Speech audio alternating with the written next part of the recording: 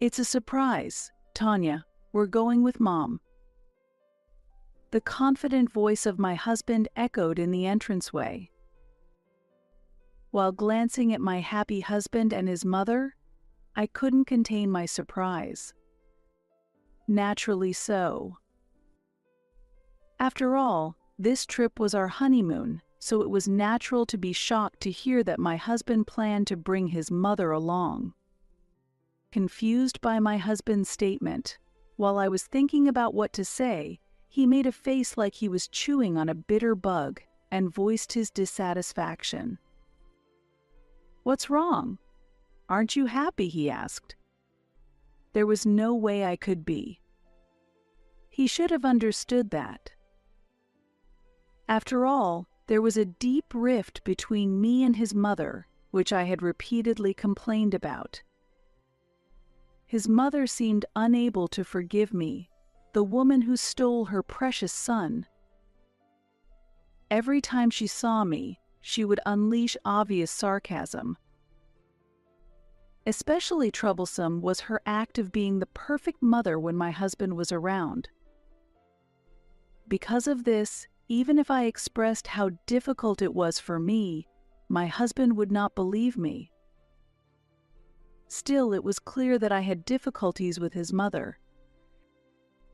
Yet, to proceed with such a plan, what was he thinking? "Did you book Mom's plane ticket? Is the hotel reserved?" I asked, and my husband looked perplexed. "Eh? I thought I'd book it later." "That's impossible. When do you think we booked ours?" I raised my voice. Of course, there was no reservation for his mother. It was baffling for them to think of having her accompany us during the peak tourist season without a reservation. When I explained this point to him, he snorted as usual. "Then, could you give us all the tickets?" For a moment, I didn't grasp the meaning of his words and asked for confirmation, to which he repeated, displeased. "If there's no ticket for my mother, then give me yours. I paid for the trip, so I have that right." The smug face of my mother-in-law entered my field of vision, and I was shocked. I could only be astonished at her attitude. I cannot understand at all what he is thinking. This is not just a regular trip, it's our honeymoon. I can't believe he would plan such an important trip with his own mother. Of course, I would want to avoid even a normal trip with my mother-in-law. As I stood with my mouth open in surprise, my mother-in-law had a smug look on her face. She seems very pleased that her son is prioritizing her. "Come on, hurry up. There shouldn't be a problem since I paid for it," he says. Does he think that just because he paid, he can do whatever he wants? As I ponder this, the cost of the trip suddenly comes to mind. By the way, about the cost of this trip. My name is Tanya. I am 28 years old and work for a company run by my father. Initially treated as a nepotistic hire, my serious attitude and results were recognized, and gradually the people around me began to value me.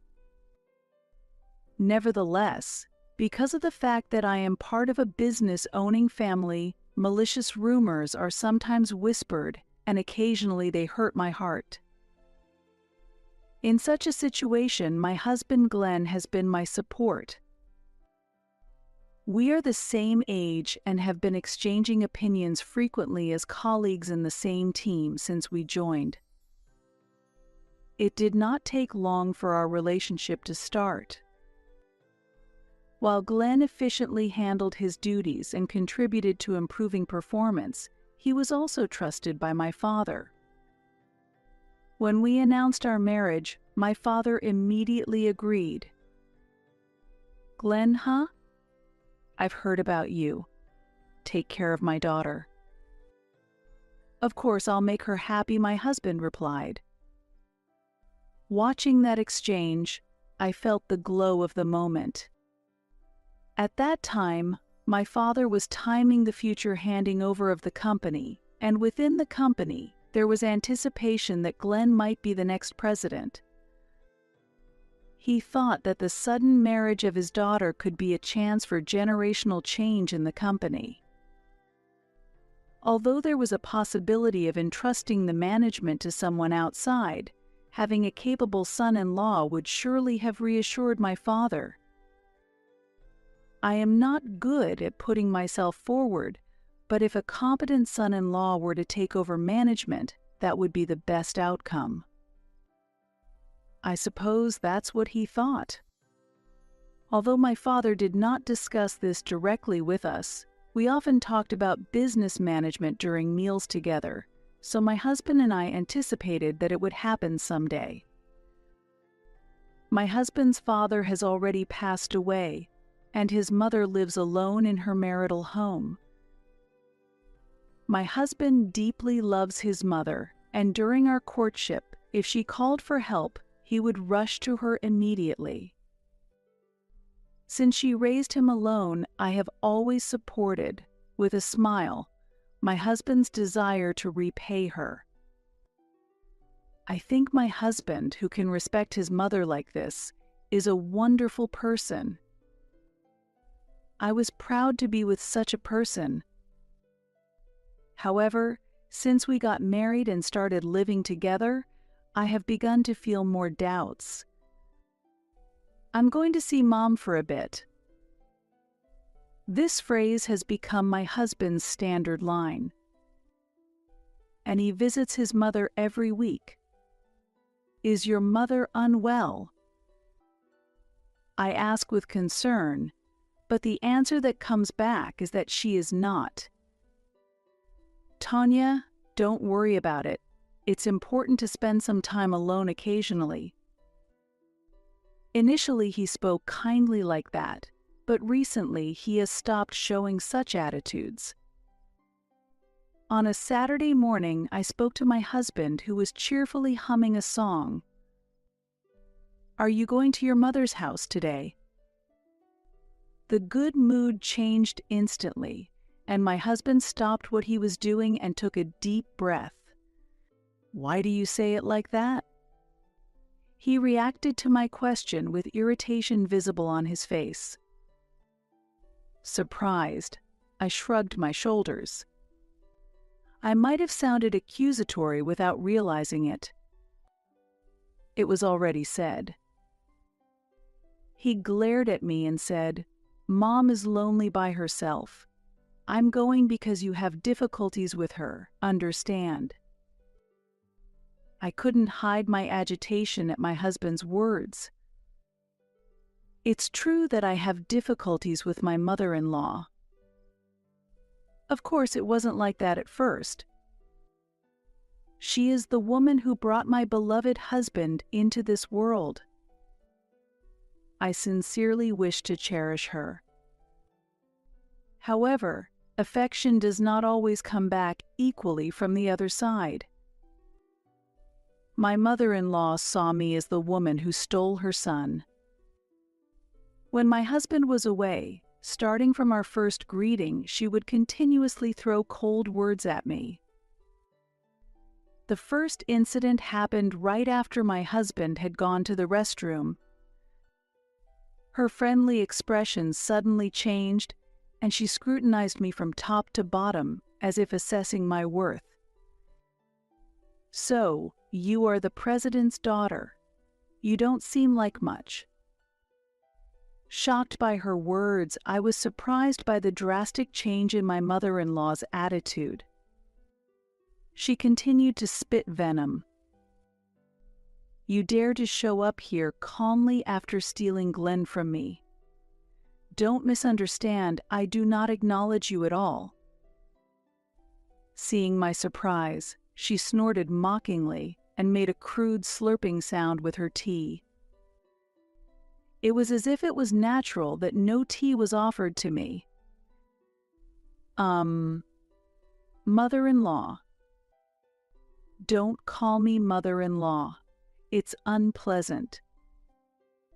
I pondered why I had to be met with such hostility by someone I was meeting for the first time.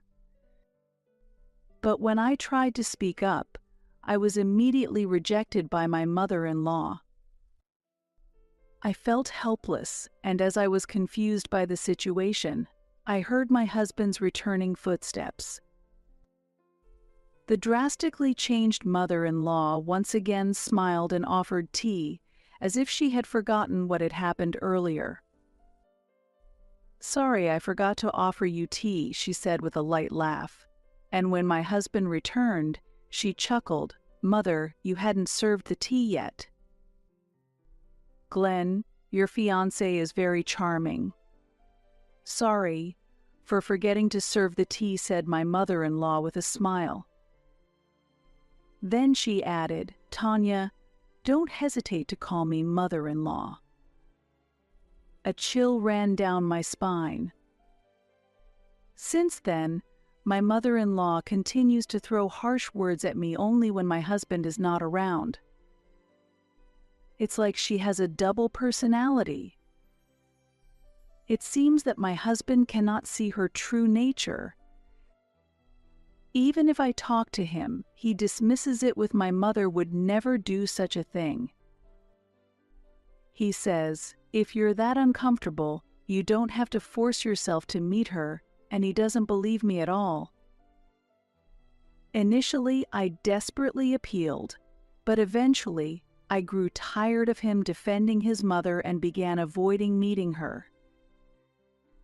Now, I only visit my in-laws' home when absolutely necessary. My husband might think I hate his mother. "Make sure to lock the door when you leave," he said, and today, as usual, he left without looking back. I tried to reach out, saying, "Wait," but missed him. His back blurred through my tears. After the conflict about his mother, he did not return home.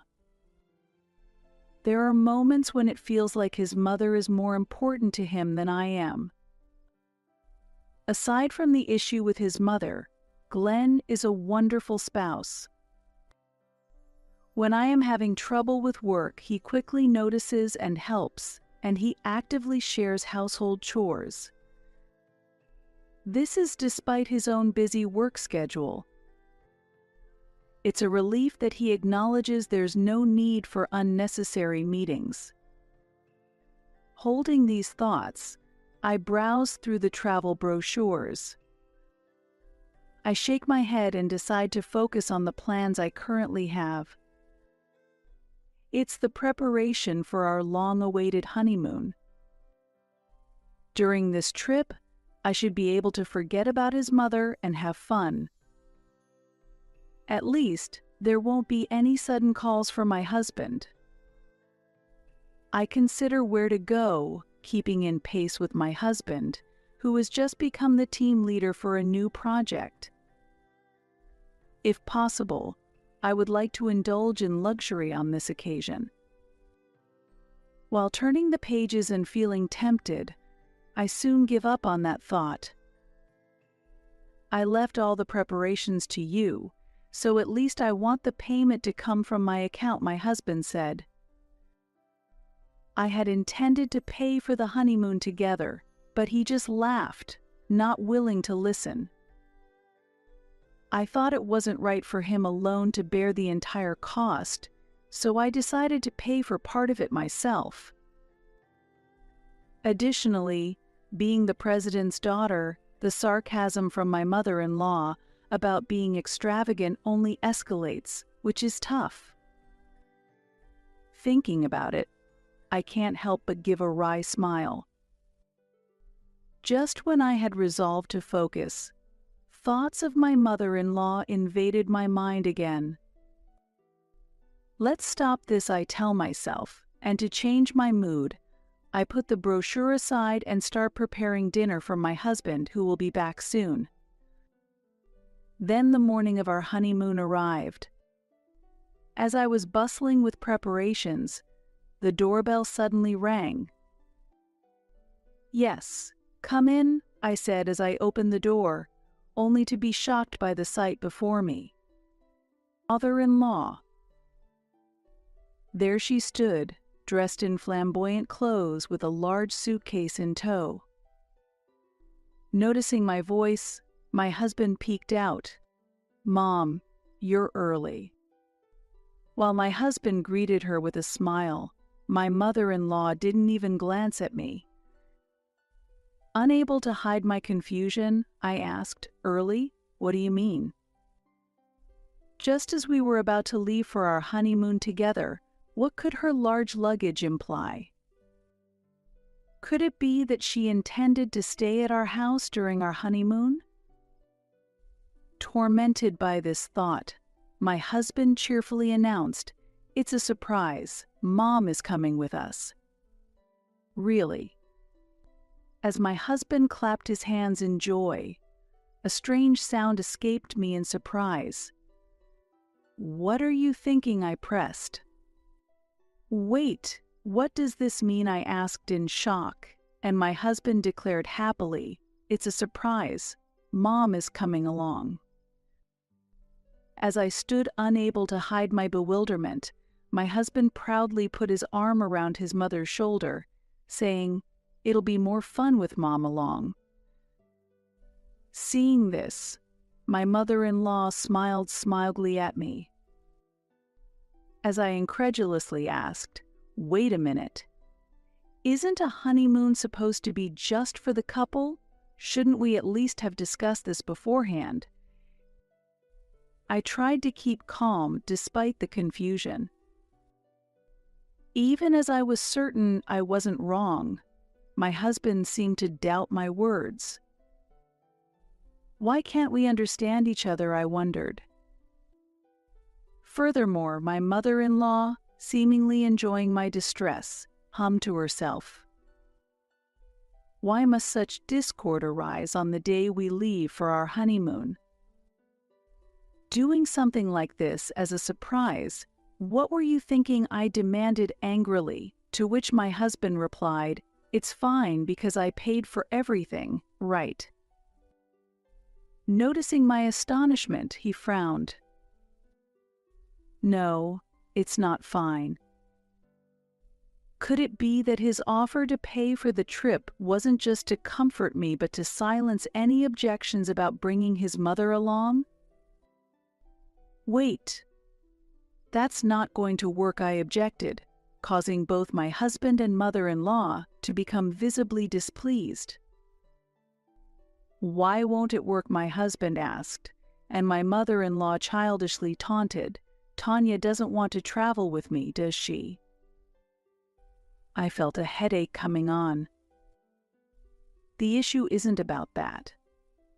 "Glenn, what about your mother's plane ticket?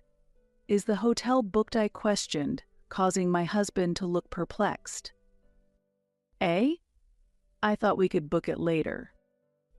"That's impossible. When do you think we booked our tickets and hotel?" I raised my voice. Did he really think this could go smoothly without any planning? Though I tried to avoid luxury, the hotel we chose was decent. Especially now, during a major holiday period. There's no way the flights and hotels have availability now. As I pressed the issue, my husband naturally reached out. Then, "Could you give me all your tickets?" For a moment, I couldn't grasp the meaning of his words and asked for clarification, to which he repeated, annoyed, "If there's no ticket for my mother, then give me yours." I paid for the trip, so I have the right to do that. The smug face of my mother-in-law entered my field of vision, and I was shocked. What's happening? What am I being told? My mother went through the trouble of preparing, so I've decided that this trip will be just her and me. We'll go with you some other time, that should be fine. The ease with which my husband favored his mother left me unable to follow. Does he think it's okay if I'm not there? I'll say it again. This is our honeymoon. Just for me and my husband. Being forced to hand over the plans to my mother-in-law, who appeared out of nowhere, is something I cannot accept. He says his mother prepared for it, but that doesn't matter. If he wants to maintain peace, his mother should step back. Yet, I was utterly dismayed as my husband continued to tell me to give up. Come on, hurry up. There shouldn't be a problem since I paid for it, he says. Actually, I was going to keep this a secret. Suppressing a headache, I sighed deeply. Actually, my father is covering the cost of this trip, not you. So it's strange for you to demand the tickets, isn't it? Upon hearing this, my husband appeared bewildered, as if he couldn't accept the fact. That makes sense. He thought he had paid, which is why he could be so assertive. Why would your father do such a thing? He began to question in surprise. I stared at him coldly. My father decided to pay the honeymoon expenses as a gift so we could save up for our future. He had even told me to keep it a secret, considering my husband's pride. Why did you keep this a secret from me? My husband raged, his face turning red with anger.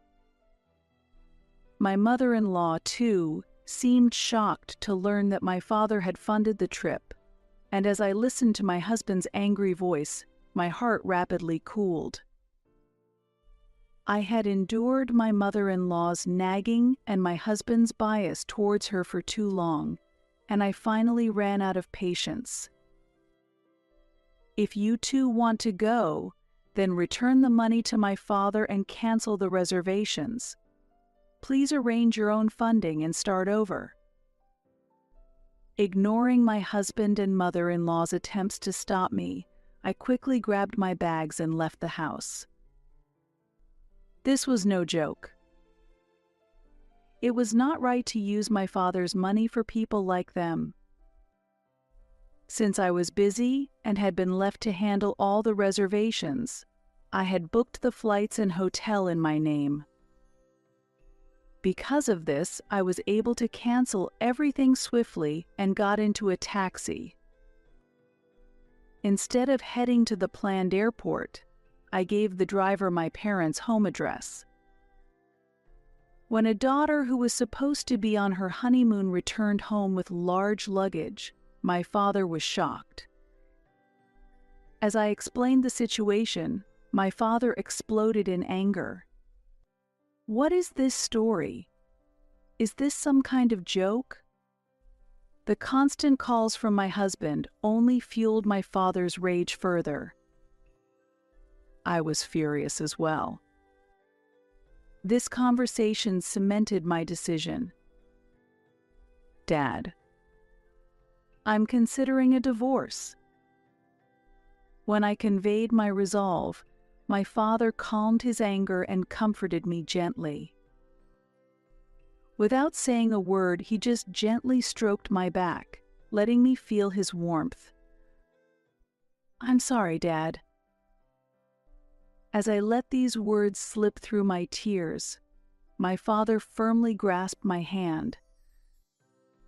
The next day, my husband came to my parents' house with a box of sweets as an apology. Just as I was about to turn him away at the gate, my father intervened. If you're considering divorce, we need to talk properly. Let's hear his true intentions directly. Let him in the house. While I had intended to consult a lawyer, I followed my father's advice and welcomed him. As soon as my husband saw my father at the door, he immediately apologized. I felt irritated at the sight of my husband pretending to be innocent in front of my father.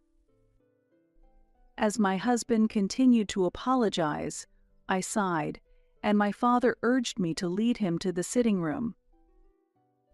"President, I apologize for the inconvenience caused by this disturbance," my husband said, starting to apologize with his face down on the table, even before the greetings were over. Occasionally, even in private, my husband calls my father President. He used to joke that it had become a habit, but at the moments when he calls my father President, he seems to adopt a business-like attitude. Perhaps it's because he's used to it at work. His practiced way of apologizing was disturbingly perfect. "What is this apology for?" my father pressed, sighing repeatedly. His emotions were the same as mine. My husband just kept repeating, "I'm sorry for causing a disturbance." This was not an apology to me. It was just an insult. As my panicked husband tried to say something, I interrupted him and presented the divorce papers. "Do you know how to fill out these divorce papers? My part is already completed. Please refer to it." Speaking with deliberate politeness, my husband's face turned pale as he looked at the divorce papers.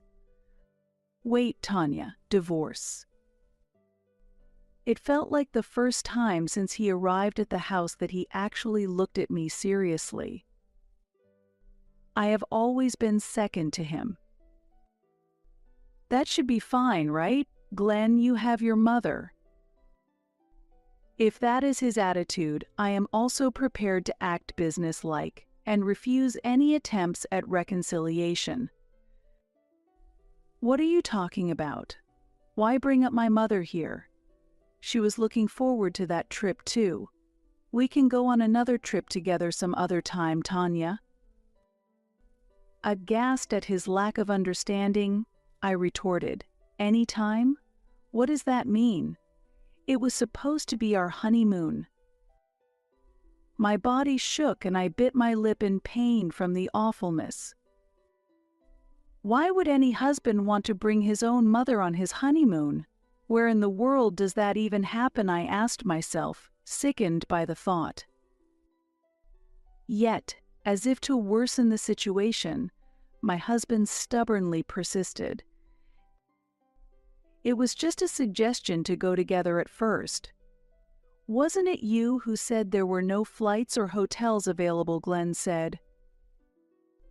"Think about it.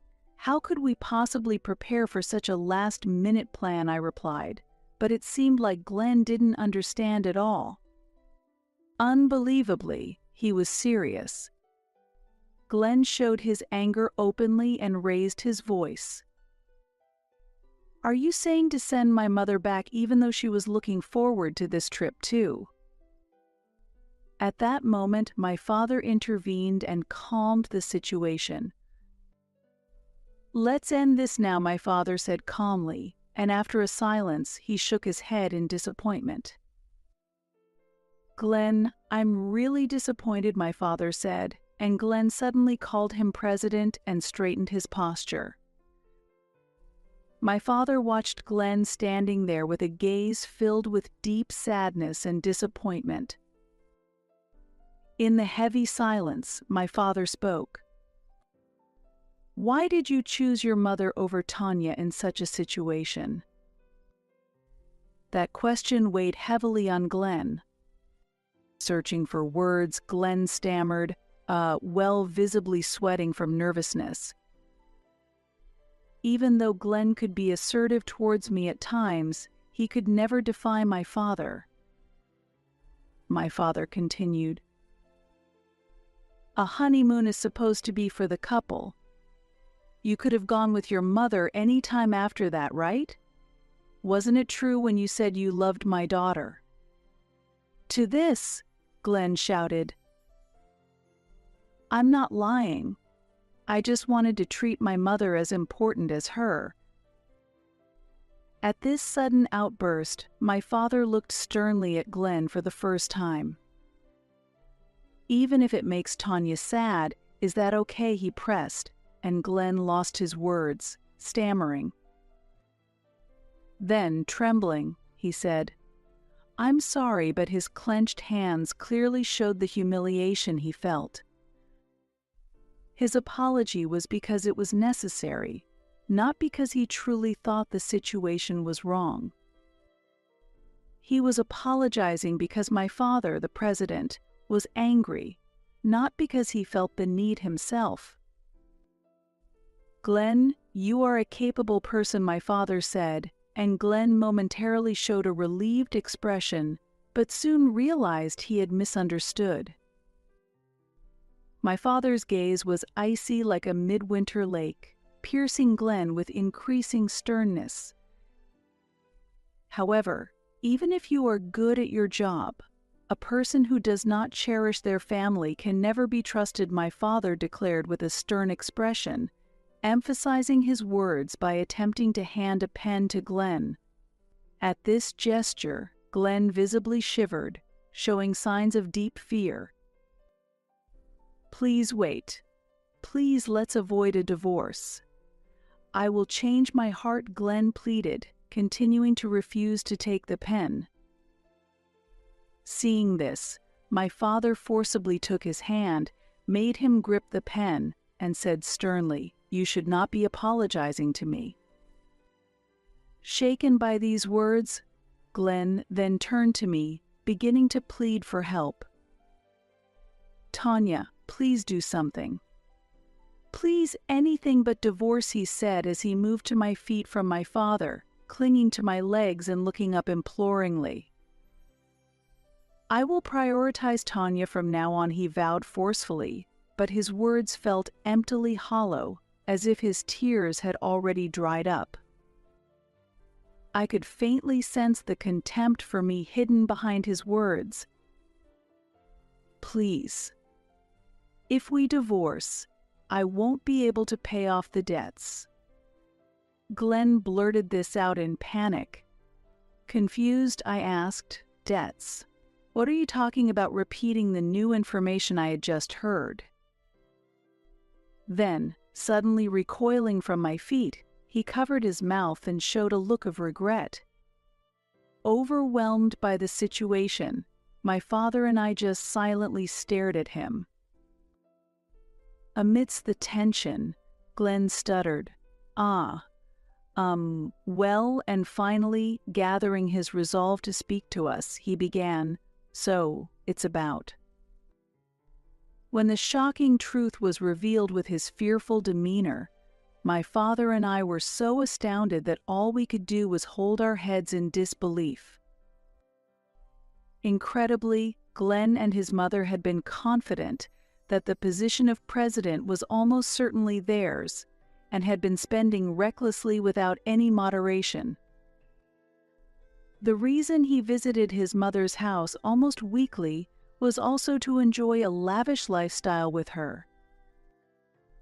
"The more I hear, the less I find any reason to keep this man as your husband," Tanya, my father, said in disgust, too disappointed to find the words. Amidst this, Glenn finally pleaded earnestly, "Please wait.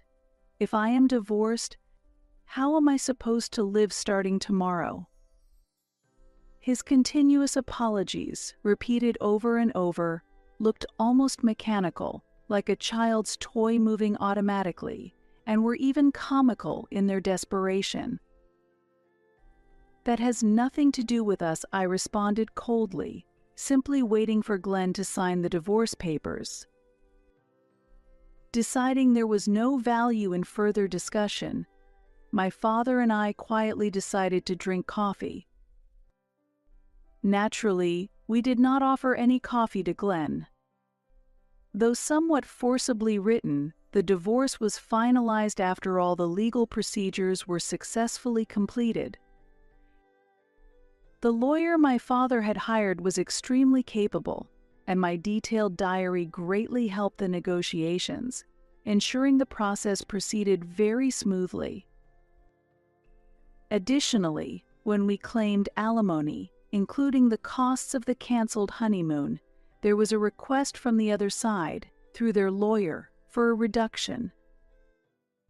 However, my father immediately rejected that proposal, and I couldn't help but laugh when I heard his decision.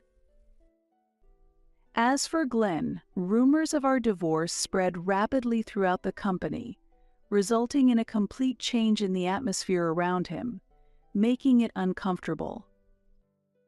Consequently, he decided to resign in haste. Since it was a resignation of his own volition, his severance pay was not substantial, and he ended up using all his modest savings to cover the alimony and his debts. As a result, he is now living a very modest life. Regarding his mother, she has fallen ill and is completely bedridden. It seems she's managing to get by with part-time jobs and has been contacting former colleagues for financial assistance, although the truth of these stories is uncertain. Now, these tales have become the subject of jokes at drinking parties. As for myself, my father has finally decided to retire from his position as president, and with substantial support from other employees, it is highly likely that I will take over as the next president.